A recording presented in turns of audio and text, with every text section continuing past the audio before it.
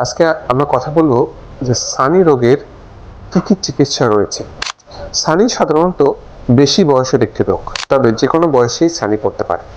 ছানি হলে প্রথম অন্য কোনো বিকল্প চিকিৎসা রয়েছে কিনা অপারেশন বাদে, যাতে করে চোখের ছানি ভালো করা যায়। ছানি পড়লে সকল রোগীর চশমা প্রযোজ্য। এই ওষুধ দিলে বা এই ভিটামিন খেলে চোখের ছানি ভালো হবে কিনা। ছানি রেখে গেলে অপারেশন করলে আমাদের দুটো ক্ষতি হয়।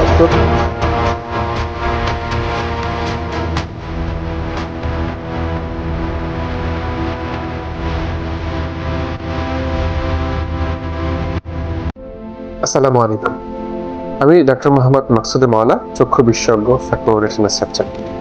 আজকে আমরা কথা বলবো যে ছানি রোগের কি কি চিকিৎসা রয়েছে। অনেকেই যখন আমাদের কাছে আসেন এবং তার চোখে ছানি শনাক্ত হয়, তারা বলেন আমাদের কি কি বিকল্প চিকিৎসা রয়েছে বা আমি কি কি করতে পারি। তো তার আগে আমাদের জেনে নেই ছানি রোগের লক্ষণ কি।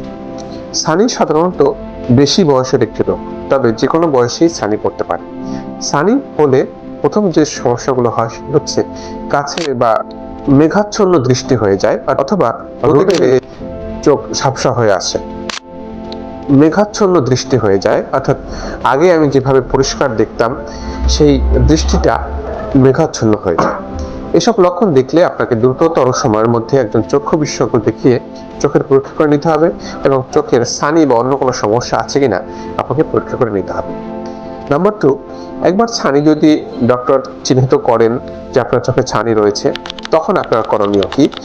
তখন করণীয় হচ্ছে ছানির অবস্থা অনুযায়ী আমরা এর ব্যবস্থা নিয়ে থাকি।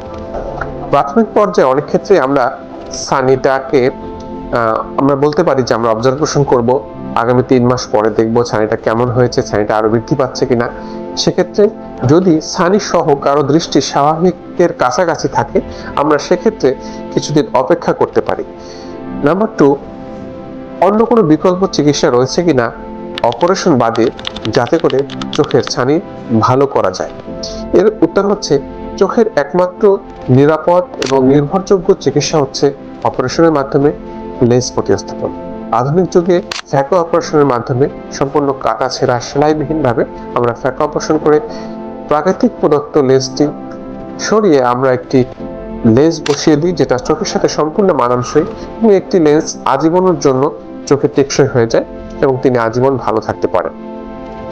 তো এর বিকল্প কি কি পদ্ধতি রয়েছে? এর বিকল্প আমরা সাময়িকের জন্য কিছু চশমা দিতে পারি।